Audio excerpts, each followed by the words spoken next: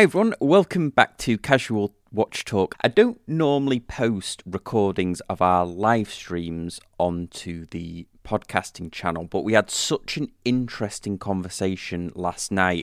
We were joined by Nicholas from Fears, Dave from Scottish Watches, Pete from Pete McConville's channel, and also Todd from TikTok Talk. We had a fascinating talk about what makes a watch good value, and it went in lots of different directions. So I've exported the audio here. I think you'll find it interesting. The audio quality is, because it was a live stream, is not as usually as high quality as you'll get on these podcasts, so apologise. There's also a few little clicks and stuff when I start talking, but that does dissipate as the recording goes on. So very interested to hear what you guys think of this. Let us know over on the Facebook group. Appreciate you listening, and I hope you enjoy this export from the live streams, which are Tuesdays at 7:30 Eastern US time and Sundays at 4:30 Eastern US time, or 8:30 UK now that the clocks have gone back. So here you go.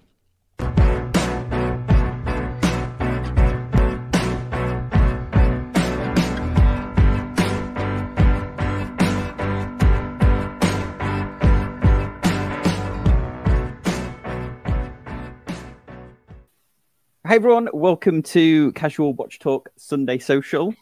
I'm here with my panel. I'm here with Todd from TikTok Talk on Instagram, Dave from Scottish Watches, Pete from Pete McConville's channel, and then we've got Nicholas from Fears. Hey Nicholas. Hi there. Thanks for having me. How are you all? All good, all good. We're just doing the wristwatch check, Nicholas, so we'll give you a second. But Dave, what are you wearing? What am I wearing? I'm wearing the Oris Full Steel, the new issue one, which is the Holstein edition from this year. Last year? Can't remember. The smallest Oris in the world, when in fact usually Oris go the other way. So this is 36 millimeters. So it's a little toty thing. Oh wow. Go on, Nicholas. What are you wearing? So I'm wearing one of the new Fears Brunswick 40s that we launched a couple of weeks ago. So yeah, I've been enjoying wearing one of the prototypes for the last month or so. But it's really nice to be able to wear it and show it, and actually not have to keep pulling my sleeve down when I bump into people in the street. Pete, you're up next. What are you wearing? Today I'm wearing my Breitling Super Ocean 44. It kind of fits with some of the discussion we might be having today, but more on that later. And more of a mystery, what took 20 minutes? Your bezel's set to 20 minutes. I have no idea. I don't understand people that put their bezel back to the zero. I don't understand that. I never do. I use my bezels pretty much every day, and I don't understand why you would reset it to zero. And as a result, has to Seiko be has OCD. As a result, here's the best bit about never setting your bezels back to zero. I never have Seiko QC issues. That's a true story right there. Yeah. Todd, you're up next. So I'm wearing the watch. This was my first sort of expensive watch, and I'm like, I think the only champion around that loves this brand, but Armand Nicolet, I don't know if I could get the lighting right. It's a chronograph. It has open case back. It's a 49 jewel movement. It is not a Valjoux. I'm not really sure what is in this thing, but I absolutely love this watch. Awesome. Cool. And I'm wearing my date just coming off the back of a triumphant review on my channel. It's so far the best performing within the time period review that I've ever posted on my channel. So thanks everyone who watched that.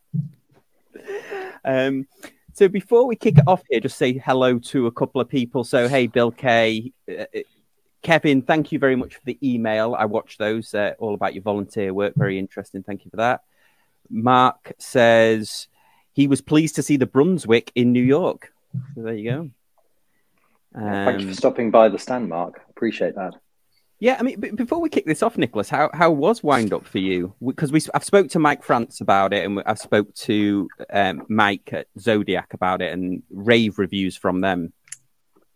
Oh yeah, I mean, it was my first Wind Up exhibiting. I've been as a visitor to quite a few of them before, and so I had an idea of what to expect. But this year it was in a new location, which was much bigger and a vast upgrade as a location goes.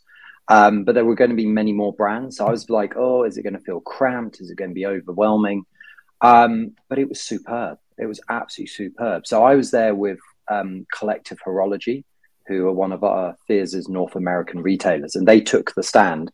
And I was there basically to be like the sprinkles on top, like just to add a little pizzazz to it. But it was incredible. Basically, for 3 days, it was a non-stop stream of people. So usually at Wind Up, previous exhibitors have always said, right, Friday is when you get all the hardcore collectors and enthusiasts. Saturday is just loads of people coming in off the street who sort of know a bit about watches, but not really. And Sunday's really quiet. Not this year. Friday, Saturday, Sunday, all three were just absolutely full of enthusiasts and collectors. And it was incredible. Like, yeah, it was really good. And I know, talking to all the other brands, they had an incredible show. Being a Brit abroad, I every single night organised for all the British brands for us to all go out for drinks. And it was great because it would start off with come on, guys, just come for one. No, don't go back to your hotel. It's 6 p.m. Let's go for one. And I think the earliest I got back to Brooklyn was about 1:30 in the morning. So, we did it proper.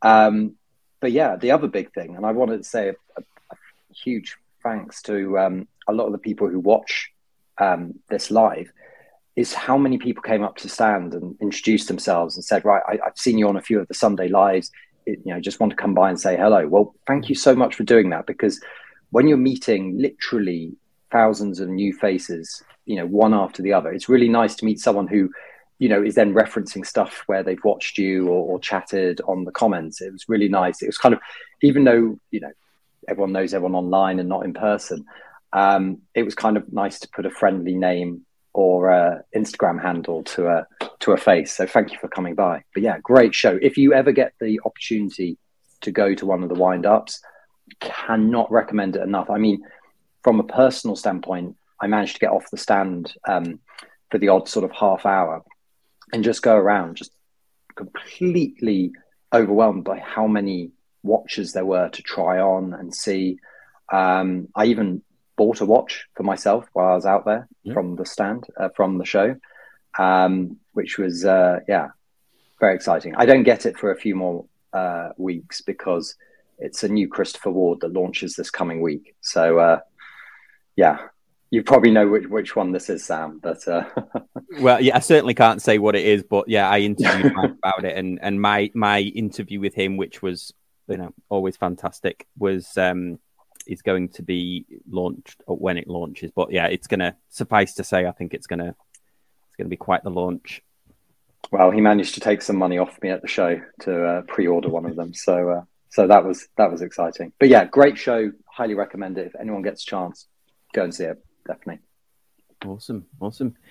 Well, our subject for today is, well, I've titled it "What makes a watch good value?" But before I introduce it, I did steal this topic off Pete. So, Pete, I don't know if you want to introduce it and your thinking. Actually, I almost like to go last in this discussion because for me, I don't value in watches. I think it's for me, my microwave has value. The tires on my car have value. My washing machine and my vacuum cleaner, they all have value. I'm after bang for buck. I want the best specs for the least money. When I go for luxury, value goes out the window. The idea of luxury is almost toxic to the idea of luxury. And so for me, the number, where it comes from for me is, and that's why I said I've dragged out the Breitling. you see in watch discussions so often, like, why would you buy the Breitling? It's only got an ETA movement, when for the money you could get a Pelagos, which is a completely different watch, completely different aesthetic, looks nothing like each other. And what that tells me is that people are willing to settle for a watch they don't really like because they feel like they're getting a good deal. And for me, that's how I buy a microwave oven. So that's where I wanted to come from and say, I understand I'm kind of different. I don't see a lot of people talk about that, but I think value is one of the most toxic things in our language, and it's a great way of making sure that I've got a strong contention that the reason so many people flip watches is because they bought the value proposition, not the watch they wanted. Well, let's just start with a question for that supposition, and that would be: is luxury all watches then, because we really don't need them, or is luxury a luxury product? I generally say luxury is all watches. Okay, well then that's a different okay, that changes the way I'm responding gutturally to your statements, because that's two different things. Because for me, the opposite, it's not that I'm looking for value, but I'm probably everything that curls your hairs, Pete. I like to experience watches, but I don't know that I'm actually going to keep them. So I like to make sure that I can, if I'm not happy, I can move it and not take a huge bath on that watch. But that doesn't mean that I thought that watch was luxury. That $300, $400 Seiko isn't luxury to me. But that's a different paradigm. I don't know. Yeah, it is interesting, and you get this circularity of argument. What you said was, I wasn't sure if I was going to keep this, therefore, I didn't want to overinvest, therefore I wanted to look at value. But then keep following that circle around, and it says, so in other words, you bought a watch not because you loved it, but because you thought you could resell it, which amplified the likelihood that you were going to sell it. Potentially. I think the problem is maybe where I am geographically, I don't have the opportunity to maybe experience all the watches that I happen to see in person. So I need that opportunity to get it in hand and see if I do fall in love with it. Like this one, I wasn't sure I was going to love it. And this one's never leaving my collection because I love it. But I've had others that I thought I loved. I have one right now that I chased, and I was like, I wanted it, and it was expensive, and now I don't love it. I can't get rid of it fast enough. Roar of the Tigers put here the Oscar Wilde quote: nowadays people know the price of everything but the value of nothing. So I think we've gone down the price kind of gamut here, haven't we, where we're talking about value associated with what a watch costs. I think of it that way as well, although if we're thinking of value as in what it means to me, then I've got a 30-year-old Timex that my grandfather had that's probably more valuable to me. If we're thinking of the microwave analogy, it's probably more valuable to me because of the memories that it holds than its actual cost. But I guess, I've got an example of a watch that I think is poor value because I think about the components and everything. But before I dive into that, does anybody else want to chime in? I don't know, Dave, what do you think on this? I guess it depends how you define or what definition you're putting in value, I guess, ultimately. Value can be monetary for sure. So, on that basis, you could regard any stainless steel Rolex as a value proposition because it will generally sell for more than you paid for it. So if that's your arbitrator, then fine, that's going to be good value. If value is what the product brings to your life, a la microwave or a Hoover, or a washing machine, then you could probably find it difficult to say any watch brings value because yes, it tells the time, but there's so many ways in this modern world you can tell the time without having a watch. Or if value is something that it associates to you with memories. I think for me, it's a bit like some people value buying things with their money, or some people value spending their money on experiences like holidays, etc. It just depends where your kind of, I guess, definition of value comes into the equation. And also, luxury is also, it's a fluid point depending on your means or if you're a billionaire, there's very few watches are out with your remit. Whereas if you're on minimum wage, even a moderately priced luxury watch would be regarded as a true luxury. So again, it really just depends where you want to point value. Yeah, that's a great point, isn't it? Because depending on where you are, value, luxury could be, clean water supply or something like that. I guess if you're looking at that quite simply, or the access to food. I don't know, Nicholas. What do you think on this one? So for me, value is for me, I find it absolutely linked with a price, but it's not about saying, I don't know. I'm in Britain. I'm always lambasting the fact that everyone always thinks value for money is the same as something being cheap. Certainly, living up in Yorkshire, everyone's always wanting to get the value for money. But actually, what's interesting up there is everyone thinks Yorkshire folk are cheap. They're not. They're frugal. They're willing to pay more to get something that will last longer and is of better quality. And whereas down south, value for money just equals cheap. And I think, looking at it from a broad spectrum, that's where I start. So then I look at it in terms of watches. And you mentioned briefly, Sam, about components. I don't think it's about components at all, because I see and know the number one large cost that goes into every single watch we all wear, and it's labor. It's the human element. So when you talk about finishing on a movement, that's being controlled by a human controlling that machine, programming it. When you talk about, the finishing on a case, when you talk about the assembly, when you're talking about all kinds of things, it's all to do with the human element. So whether a watch is made, in Geneva, or whether it's made, in a province in China, the human cost is always going to be the largest amount. And so therefore, you distill it down and going, is the price I'm paying, how does that equate to the amount of human labor that has gone into making this? So, if something costs more, and you can see that, it's the hand finishing, the expertise, the quality of the finishing, great. But the value is the relationship between it. It's an equation. So, for example, Rolls-Royce, their cars are incredibly expensive. They don't make a huge profit on the cars because of the huge amount of labor that goes into it.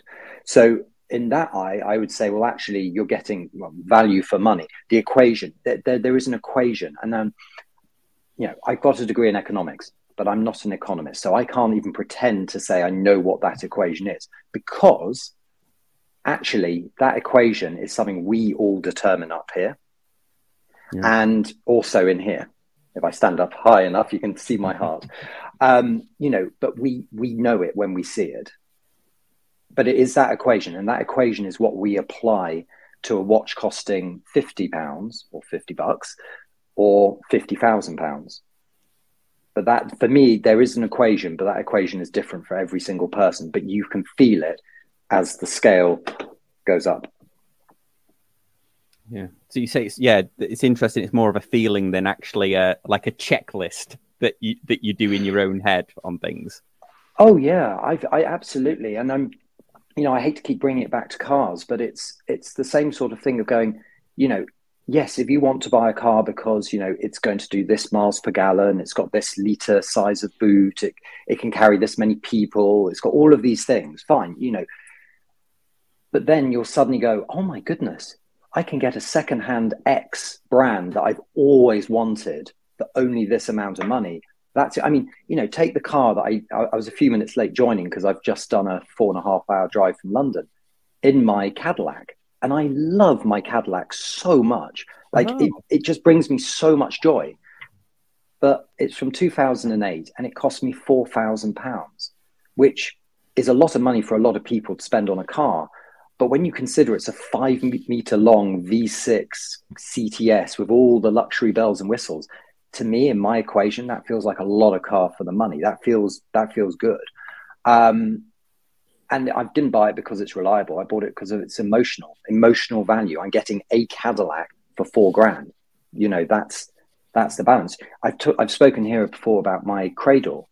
That cost me £450, but I own a Cradle with the beautiful finishing and all of that workmanship for only £450. You know, it's a weird equation, but it changes all the time depending on what you're looking at. But I think it's not something that my equation won't be the same as Dave's. It won't be the same as Pete's, etc. You know. The car is an interesting, different analogy, though. But I had a friend who worked at a BMW dealership, and he ran into this a lot because you can buy a used or secondhand BMW pretty affordably in the U.S.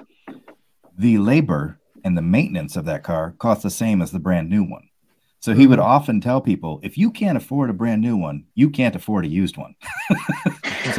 so there's that is a consideration, and I think that could be a factor even in the watches. You know, oh no, I can't. Go ahead. Like you said there, that's exactly right. You know, there's certain, for example, not name them, there's certain very well regarded independent watch brand in Switzerland that the name might have a resonance with some people, that's all I'll say. But that watch needs a remarkable amount of maintenance to keep it running in an orderly fashion. That will take a huge amount of expense and a huge amount of time of you not having that watch. But people think they're amazing value because you can sell them for 2 or 3 times what you paid for it. But good luck keeping it in working order whilst you own it. So is it good value or isn't it? It is if your sole end is buy and sell immediately. But if you want any enjoyment out of it, then prepare to fall into the sink of debt in terms of servicing and just the emotional detachment of not actually having it for long periods of time. That's actually a slight diversion from the idea of luxury, but that story, Dave, really resonates with me. On Saturday, I caught up with some watchmates, and I was far and away the poorest man at this table. And there's all these independents and really high-end watches being passed around. And a lot of them had been the individual watch had been owned by a number of people at the table or been passed like to their friends. They'd been bought and sold. And one of the things that's most interesting is it's a rite of passage that every person who buys it has to send it back to Switzerland, have it repaired, and then they operate for a while, and then they get so jack of it, they sell it to someone else in the group. So a lot of people have got to experience some pretty high-end independence for a while. Yeah, and then, you could argue the further that goes down the line, the less value it becomes, because at least the kind of differential between the service cost and the actual price of it is diminishing generally in a watch. Yeah. Yeah. I just totally thought you made a great point there about well, you didn't make a great point about the servicing. You made an eye-opening point about the servicing. But I had a Omega Speedmaster that I wore for 10 years. I wore it to my wedding, all major events, meeting my wife and everything. And I sent it to get serviced, and it came back looking like it was absolute, and it looking like it was absolute brand new, and I'd never seen it new because I bought it and it just flipped me. I just couldn't. It wasn't the same. It didn't have the same like emotional value to me. It was so bizarre. I had to sell it. I sold it in the end because then it became it became, there's money sat in my watch box now because I'd bought other watches whilst it was getting serviced and stuff like that. So it had lost its kind of value to me, even though, because they'd kind of taken all of the scars and the scratches and everything like that I'd put on it. So I suppose that's an interesting thing as well. I should have asked for them not to polish it, but it creates an interesting other conversation too, kind of along with, I don't know, maybe what Pete was saying, because I don't know how many times I've seen in a group, all these groups on Facebook, how many people have like, oh, my dad had this Seiko for 50 years and never serviced it once. And you start going like, wow, these watches are robust. They have unbelievable stories that keep going every other time. And these people just like wear them, smash them, beat them up. Nothing ever happens. You start to go, now there's substantial value in a watch that was $100. It's incredible. Yeah. I know it's not a microwave. But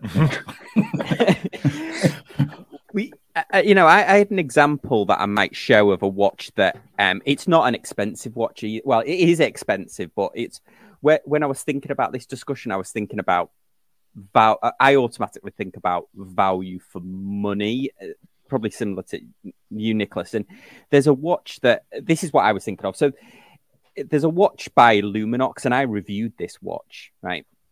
And it's a quartz watch, and it's $745 US, and even secondhand they're about 500.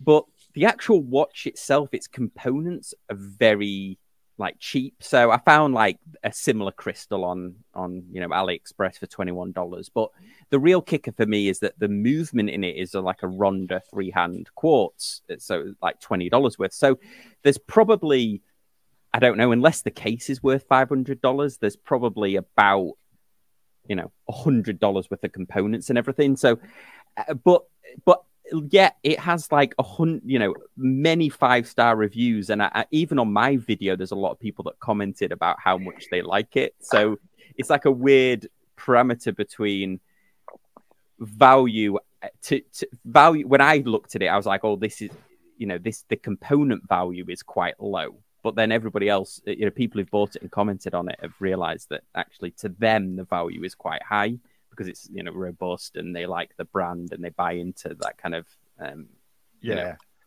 And it's interesting doing that kind of breakdown. A job I had once was to look at products and then try and deconstruct them and figure out what their price was. And it's an interesting game because you can kind of do that once you start getting some industry norms. So you look at that product, that $750, and then you say, well, let's make it nice and round and say 30% markup for retail. So now it's costing $500. Then you say, okay, this is a company, let's just say, that spends 20% of turnover on marketing. So it's now a $400 watch. Then you say, okay, so we've got to spend. Oh, by the way, that first markup was the markup just for the AD, not the markup for the maker. So he's got another 20 or 30% on top of that. So now we're talking about a $300 watch, and then he's got to pay Frederick from HR and Frida from finance. So let's take another 20% for all of that sort of stuff. Then you start saying we've only got $250 to play with to buy those components. Not to mention you've still got to buy, as Nicola said, you've still got to buy the guy who bolts it all together. I think it's a mistake to think that there's that kind of hard line, or it's a mistake to think that there's a close correlation between the cost of the bits and the final price of the product. There are so many filters it goes through first. Yeah. It's a really scary idea. Yeah. Aside from just the constituent parts, that's actually a small percentage of any consumable consumer product that you buy. The unseen costs that need to be amortized into the product. And unless you are having a product, most luxury watches, the numbers are tiny. In real global terms, they're tiny. Apple make millions of iPhones every year, and it's still an expensive product. And that's got all of those costs amortized into it. Relatively speaking, most watch brands make 1,000 watches, a couple of thousand watches. That's what we're talking about in real terms. And you've got these huge development costs and hidden costs that have to be pushed into that product as well. And that's what most people don't see. Yeah. And the other thing, particularly if you're making original designs, if you're putting yourself out there and trying stuff, then you also have to make enough money on your winners to pay for your losers. If you're San Martin, you don't have to do that. You just wait and see what other people made that won. And then you basically, it's like driving to the finish of a marathon. You basically just drive to the finish, pick up your medal as you run across the line. And, you don't have to do any of the hard work. But if you're someone like Seiko, maybe a third of your watches didn't sell well. So you have to make that money back from the watches that do sell well. Yeah. There's one other thing to consider that, no, I see people gloss over very quickly is it's the after sale costs, spare parts, being able to do warranty.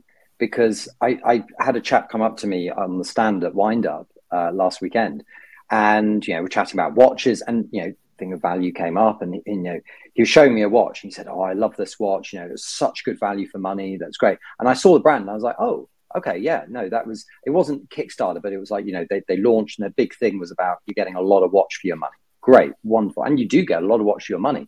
Until the company went under a year later, with no spare parts, no after sales network. So if that watch falls on the floor and gets smashed, he's either going to have to get a bespoke crystal made for it and handset, and basically there's no after sales. So you've got a time limited product. That's when you go, really, is the value for money there? Because there's nothing to back it up behind it. Just something to bear in mind. That's a great point, and that's where some of the, let's say, the big brands out there, the Omegas of this world, etc., that people give a hard time, the automatic assumption that there's 20 or 30% discount to be had. But they do actually look after their customers as much as people like to knock them hard. I was speaking to someone last week who bought a Speedmaster, dropped it on his kitchen floor, hard tiles, smashed the crystal. And he said, "Oh, I'm gutted. I'm going to have to sit in it for ages till I get the money to repair it." And I said to him, take it into a boutique and just be honest with them about what happened, and you'll probably be amazed what happens. And he went in and he said, "I'm an idiot. I bought this 9 months ago. I dropped it. I've broken the crystal. No problem, sir. Give us the watch." 6 weeks later, your watch is ready. "Okay, how much do I owe you?" "You don't owe us anything." They took it back and they fixed it for him. Wow. And they just said, "Just be straight with us, and you get one go on a new watch from us. If you do something stupid, we'll look after you." And that's value. That's huge. Yeah. And Watch Chris has joined us. He was in the comments. So, Chris, what's your view on this? Hello, everyone. How are you? Happy Sunday. Well, I mean, I have a watch on today that I think a lot of people. I've done videos on it. It's Oxen Jr. You guys familiar with this watch? Very cool brand. A lot of people flip out about this brand. I get tons of comments on videos where I featured it, and I mean, it's a grade 5 titanium watch. What's the value? Why is it so expensive? Why is a watch with an ETA 2824 cost $8,800? It's a lot of money for a watch that, on the face of it should cost, if we're talking about micro brands, under $1,000, right? It's really not that complicated. The dial isn't really finished. The case isn't finished. You could see the machining marks. So what's the value in it? Really, the actual inherent value of the parts don't really actually add up to the cost of the watch, what they're actually charging for it. It's really who's making the watch. It's the labor that goes into it. It's the idea behind it. You're part buying the brand, even though it's completely unbranded. The only area that it's actually branded is on the strap. So it's very subjective, and like that's a perfect example of a brand that you either see the value or you don't. It doesn't, you can see the value in a San Martin, which I also do. I see the value in those watches because you're getting a pretty good watch. You're getting a really well-made watch for, not a lot of money. And they do try and make their own designs. And that is really hard. What Pete was saying, it's really hard for a brand to come out with something that's a little bit out of the box, not something that's an homage to something else. It costs a lot of money to produce that. Producing cases, whatever they need to do, it's going to cost them thousands and thousands and thousands of dollars, and it could just be a flop because you're trying to do something different. And this is something kind of different. And when people see it, if I show this to someone who doesn't know watches, they'll look at it and be like, "Oh, that's a nice watch. What did that cost you? $100, $200?" And no one knows what it is, and I kind of like that. I kind of like that no one knows what this watch is. And And I guess that's the value in it for me. My wife definitely does not understand it. I mean, she doesn't really understand me, I don't think. No, I'm joking. But you guys know what I'm talking about. So that's kind of it for me. And I see value in vintage watches. I see value in,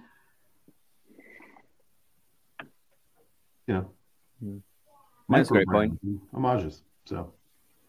Yeah, maybe is that the curse of the micro brand, where it has to be a price where it's competitive or that it's going to spark people's interest, but also they have to your point, Nicholas, they have to price it right to make sure that there is some longevity. Like, it's not a one-hit wonder where they make their money and then there's not enough in the pot to keep stuff service, to keep stuff going. Well, it's keep things servicing. You've got to pay to obviously cover the cost of the watch. You've got to pay to cover the cost of buying in materials to build the next batch of watches. You've also then got to, development. Like, where do new watches come from? They don't just come out of this magic, money tree. That's one of the things when you break down, there is a lot from one watch sale, how it feels. It's not just on marketing and things like that.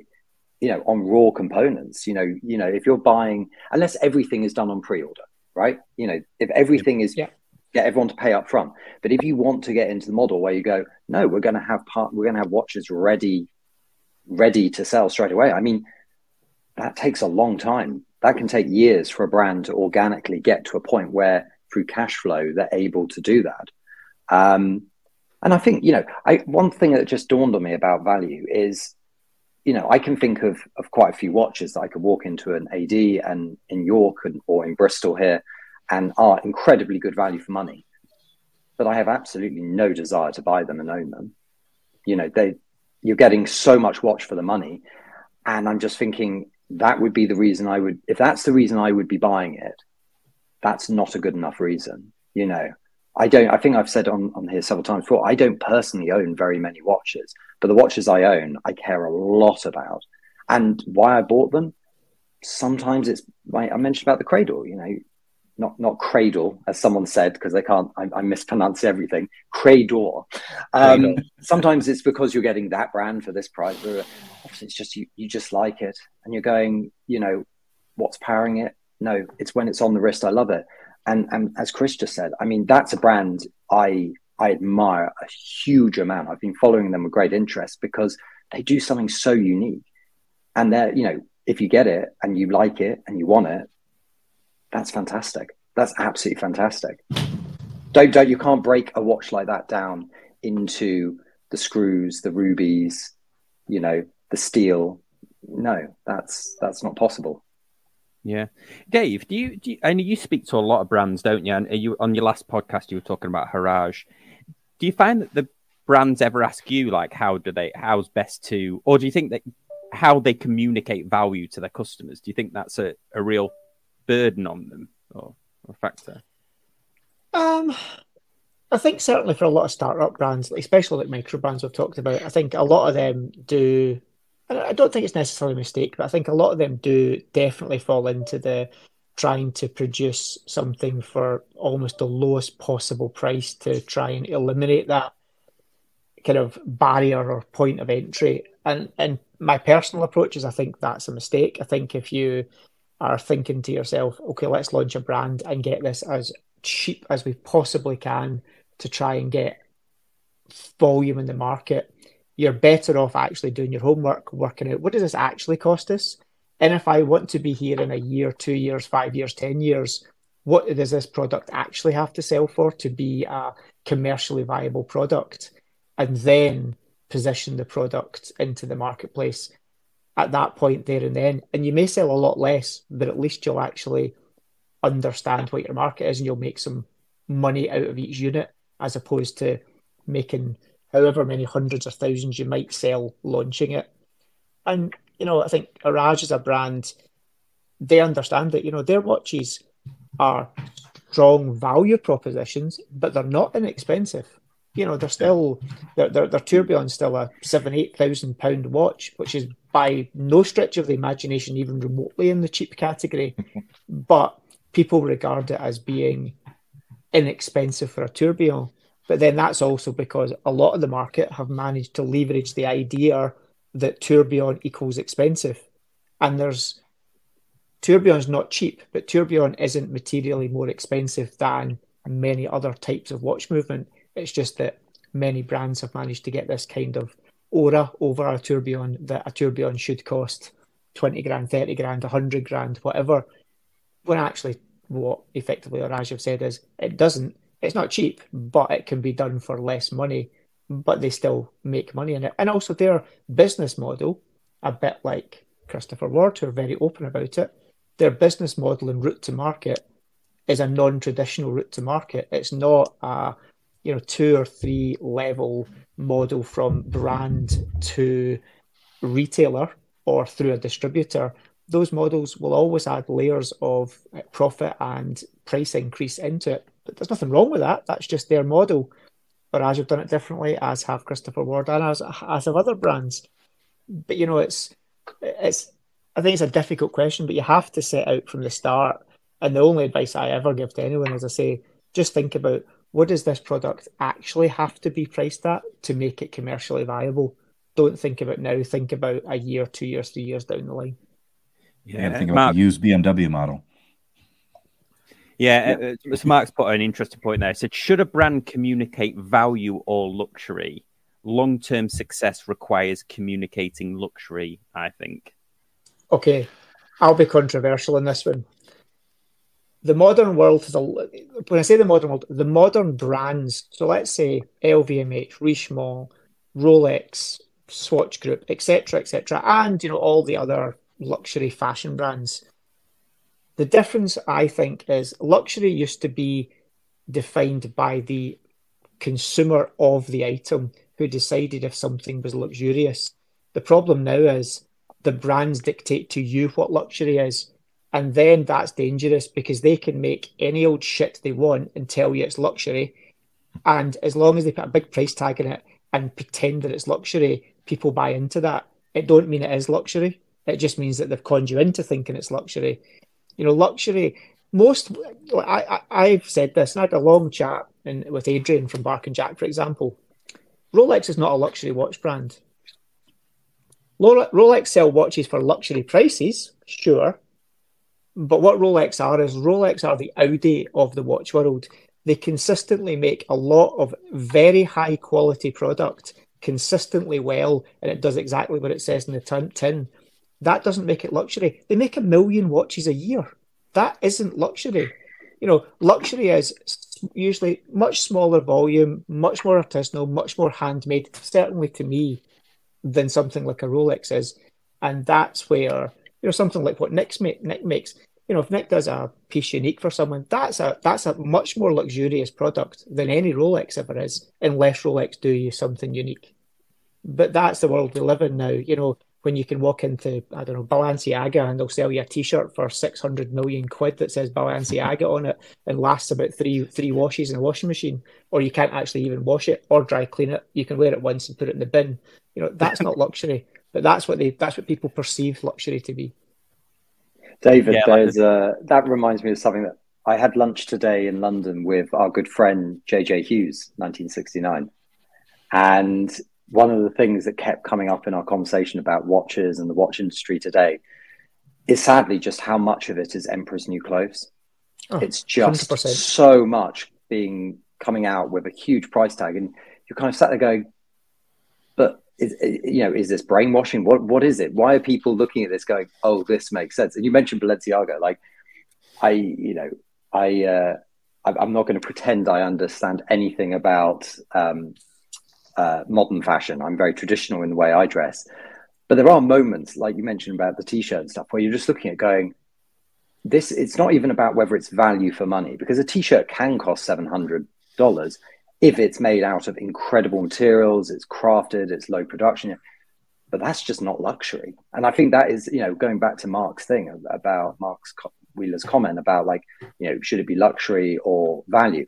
The problem, one big problem that can come if you're a brand and you focus solely on value, though, is the world constantly is changing. I mean, if you set up a watch brand back in the end of 2019, your costs today are going to be about 30 to 35% higher than they were then. That's before we add on the exchange rate fluctuation. I mean, I was speaking to a British brand who buy nearly all of their components and watches in US dollar.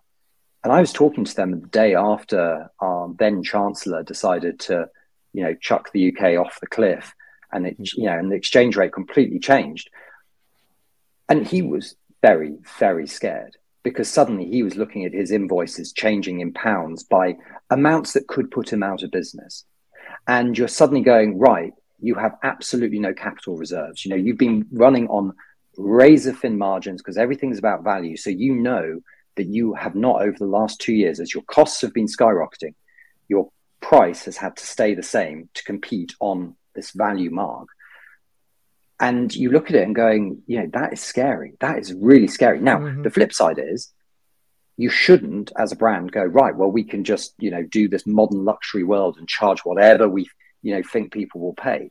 There is a fair amount. And it goes to, what Pete was saying right at the beginning about, like, actually, the cost of a watch is more than its components. It's also the labor. It's also, will the business be around next year? Because we need to make sure we've got spare parts for it. We need to develop new watches. There's so much that goes into it.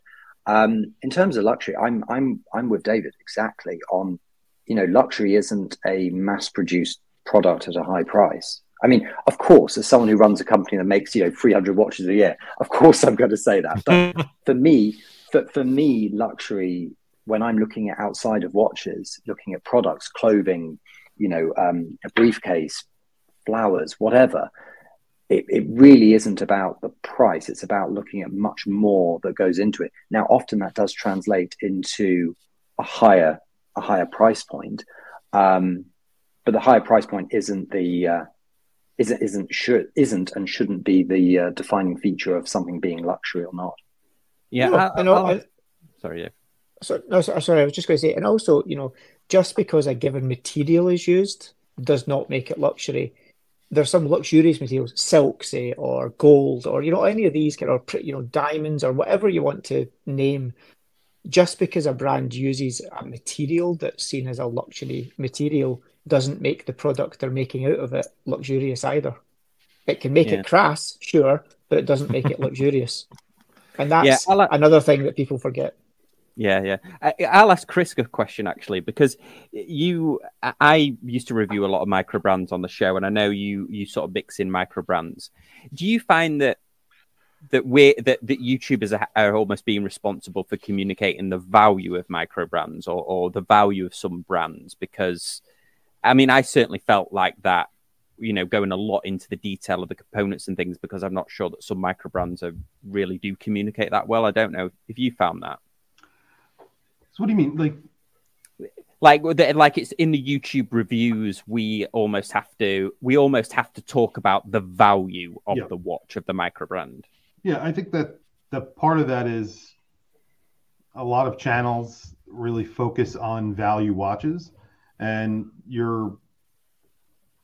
a channel like mine, I review watches from the spectrum. So I'll review something that's considered a luxury watch, and then I'll review something that's considered more of a standard Omega, something that is not considered luxury, but some people will consider it luxury, like David was just saying. But when you're reviewing something like a micro brand, the main selling point is the value.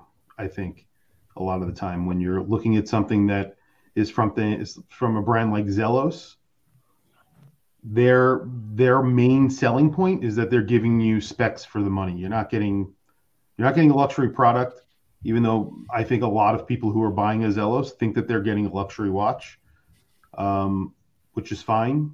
You could think whatever you want. It's a great watch, and some of them are made in limited quantities. But the major selling point is that you're getting tons of specs for the money. So you're getting a $400 watch, and it has everything that you would expect from a micro brand, sometimes a little bit more. You're getting very good lume and all of that, and that's the selling point. So you need to it would be, I think, irresponsible if you're doing a review of something like a Zelos, not to point out the value for money that you're getting, but at the same time, it's putting it into perspective. You could buy 10 Zelos, and there are people out there who own 20, 30 Zelos. The people are crazy about them. If you go into their Facebook group, that person could have owned a Rolex, or they could have owned a Vacheron,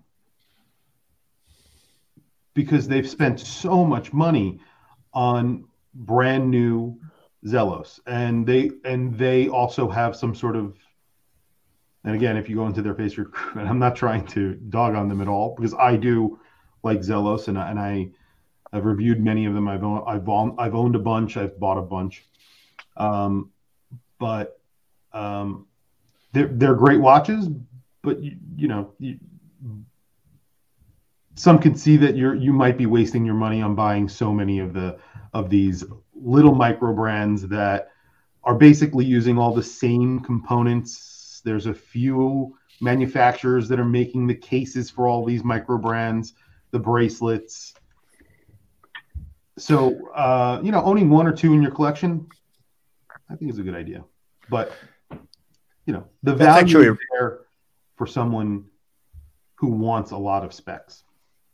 That's actually a really interesting point that Chris just brought up about, if you sort of step back and think about how many of us and how a lot of us kind of got into the hobby, and then the kinds of watches we bought and the kinds of media we consumed. And then for all the people, for at least 3 of the people on this call, the kinds of media creator we then became, we kind of came through that treadmill where, and exactly as Chris said, we know the movements, we know the movement prices, we know all the cases come from like 3 factories, we know all the bracelets come from like 2. You can get hold of some of the catalogs that these brands pick from, and that has, again, this idea of the circularity that's become the way people looked at collecting. It's become the way they bought the watches. It's become the way they became a YouTuber, and then they just perpetuate that cycle. And then some people hit a kind of escape velocity and get out of it and start looking at watches differently. And there are other people who will spend their entire watch, sort of hobby life inside that circle. And it's always just specs per dollar. I think there's another component that Pete touched on earlier, though, too. That is, I don't know that they necessarily are in love with that watch. They're really much more in love with the dopamine hit of opening the new box. Mm-hmm. Or being tied to a community or a brand or an ecosystem or whatever it is. I think it's not any different to the Apple ecosystem. People who buy into Apple are sycophantic about Apple, and they will buy Apple products irrespective. That's me. I also find that people love to compare their micro brand watches to major brands, saying, "Oh, I have all the same specs as that Rolex. I have micro adjust. I have screwed links. I have everything." Yeah. Again, there's nothing wrong with it. Like I said, you could stay in that realm. I know people who have, 100 different micro brands in their collection. And, from someone, and I started collecting watches, 20 some odd years ago, 25 years ago. When I first started out, I didn't buy a luxury watch. I bought a Seiko. And then I bought another Seiko. And then I was like, wow, I really like these Seikos. And then I bought something else. I think it was a Bon Mercier or something like that. And then it was a stepping stone. Everything's just, like Pete was saying, it's a stepping stone. So eventually, I didn't go out and buy a Vacheron until I really understood what I was buying. And is a Vacheron physically better than a Zelos? I mean, I yes, physically it feels better, but can I wear my Zelos in the yard, washing my car, playing with my kids? I could do all that. Would I do that with my Vacheron? No, I wouldn't do any of that. Or the argument is it relative to the price differential? Is it that much better? No, and that's another thing that we could talk about for days. I mean, is a $300 Zello swordfish, 30 times less the watch, or 10 times less the watch, or whatever the price of the watch that we're talking about, than a Rolex? No, but a lot of that is perception. A lot of that is brand marketing. And of course, it is a Rolex is a way higher quality watch in general.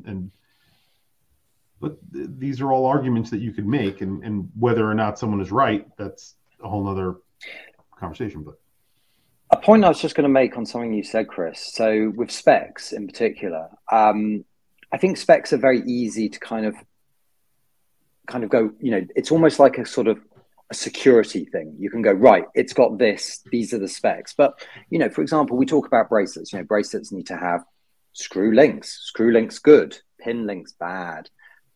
Handle the bracelet on a steel Nautilus with its pin links. It is one of the most beautifully engineered finished bracelets, far superior to the vast majority of screw links bracelets. Something that I know Sam and I have spoken about offline before is about ETA movements. The 2824 comes in 5 different grades. The first 2 of those are not made anywhere near Switzerland. So let's not kid ourselves. Just because it's got a 2824 doesn't mean that it's this. It all depends on what's been done to that movement, which grade of movement. We talk about steel. Oh my goodness. 316L steel. 316L steel. There are so many subgrades of 316L steel, but also it comes down to where is the raw steel from? I mean, I've seen 316L steel that can be polished up to look like platinum. I've also seen some that if you touch it, you can pretty much leave a fingerprint in it.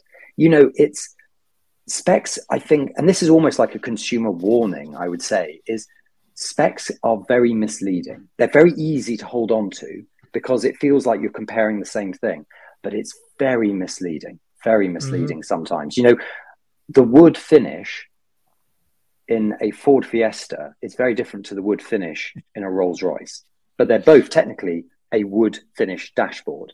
Now, I'm very sad the Fiesta is being discontinued. I love the Fiesta. But that aside, I think it's that thing where it's going, if you're looking at the specs, yes. And there was a comment from someone, which I thought was very true. It's like certain price points, you do expect certain things. Of course, absolutely. There are certain things you would expect. But I think it's just be very careful. If you're buying it because purely on the bang for buck, the spec for the price, really delve into it and go like, is it exactly what I think it is? And how important is that to me or not? Because, some things are going to be more important to you than others.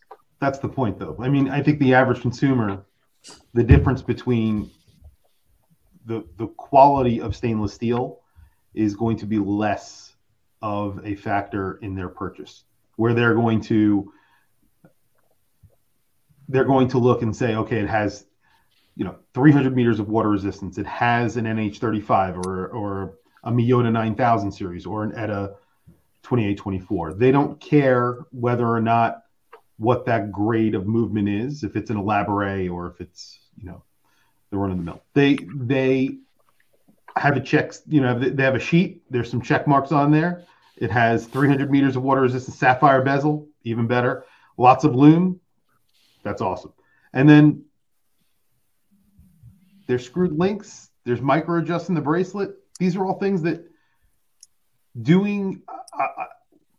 I recently did a review of a watch that I bought, which was the Cartier Santos ADLC. The amount of I got a lot of positive comments on the watch, and people were like, "Oh, it's a great watch. It's this, that, and the other thing." And then other people were, because of the movement, because of and again, I don't want to bring up this watch constantly, but I got so many negative comments on this watch, not based on the review that I did, but they were like, "What's wrong with you? Why would you buy a watch that costs that much with?" And again, like it's not for me right now in my collecting, and maybe at one point it was. It's not what specs am I getting for the dollar? It's not that anymore.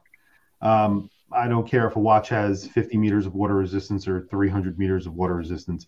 And again, at one point in my collection journey, I was like, oh, I want to watch with 1,000 meters water. Well, I don't need that. I barely, when I go to the beach, I take my shoes off and put my ankles in the water maybe. But the thing is that, I mean, 904 versus 316L, that's something that people, they'll freak out when the watch is made out of 904L stainless steel because it's like Rolex. It doesn't matter. The corrosion, you're not going to be in the sewers, fixing plumbing and there's not going to be acid rain. You don't have to worry about these things. 316L stainless steel and pretty much any grade. And I agree with what you're saying. There is definitely different grades of steel, but again, the average consumer, the person who doesn't know that much about it, is not going to care. They're going to just be like, it's got all those specs. It's made out of stainless steel. This is a watch for me. And if the price is right. And then immediately when you go into that $1,000 range, when it goes over that $1,000 price tag, these things start mattering more, I think. And it all depends on the consumer and how educated that consumer is. Anyway, guys, I'm sorry. I don't mean to join and then leave. I do have to leave, though. I have family over. And I just saw you guys on. I appreciate it. Maybe I could join again in the future. I really appreciate it. Yeah. Cheers, Chris. Chris. Cheers. Take care. Cool. Yeah, that point that Nicholas brought up about how we get swept up on the idea of some spec has to be better, even a totally different environment where much, much bigger numbers were involved. I was involved in a massive project rolling out all sorts of new rail infrastructure. And what you had was two options, one clearly superior in every way to the other, but the other was far more expensive. And the people that were proposing that ran a really good marketing campaign amongst local communities saying, pressure your politicians to make sure you get our system, because if you don't get our system, you're being shortchanged. And so people are paying massively over the odds for incredibly inferior systems because they felt that the cheap one had to be cheap and that they were somehow being ripped off. So you got the paradox that the poor suburbs that didn't have the kind of, marketing power have got infinitely superior solutions for, in this particular case, it's how to get rid of rail crossings on roads. Yeah, the poorer your suburb, the better your answer. And yeah, it's an interesting point. Well, we're nearly at the end, but is there any final points on this? It's been a fascinating discussion. It definitely went in a lot of different directions, which was really cool. I would say that Nicholas has cost me at least 3 months of my life doing a whole bunch of research I can't use. We had a conversation probably a year or so ago, and Nicholas made a comment to me that you can tell if you're in the industry for long enough, you can begin to see these differences between ostensibly the same steels. And I spent months. Every metallurgist I spoke to actually completely agrees with you. None will go on the record and say it. And it's this whole, and so I said, I did all this research that I just can't use. But yeah, you're absolutely right. Steel is not steel is not steel. And then the next thing is what you do with that steel, even if you have even if you do buy exactly the same steel from someone else, depending on how you treat it and how you machine it and how you might forge it and work hard on it before you do the milling, you can transform the material properties of that theoretically 360 steel. So yeah, that whole spec chasing is the reason I've put a line under. I don't review micro brands or anything like that anymore. I just polite no to anyone who wants that, because it's just a way I don't even like looking at watches that way. Yeah, no, it's a great point, and I'll leave on this that if the value of a watch is monetary, like how much it's gone up in value, the most valuable watch that I ever owned was an Invicta Pro Diver, because I made a video on how to adjust the bracelet, and it still consistently gets the most views out of any video I have ever. That Invicta Pro Diver is worth to me in excess of $2,000 with the Google ad revenue up to this point. It's funny because to over 350,000 people, I am the guy that makes videos on Invicta Pro Diver bracelets, and I'm cool with it. And you're absolutely right, Pete, on that point. My father's a civil engineer, and he's often told me tales of you can go to 5 suppliers in different parts of the world and order exactly the same thing. And if you want to build a bridge out of 3 of them, don't ever use the bridge. Also, that's a great point. All right. Well, thanks everyone on the panel for joining me. And thank you everyone who was very active in the comments. Really, really appreciate it. Thanks, everyone. Bye. Take care.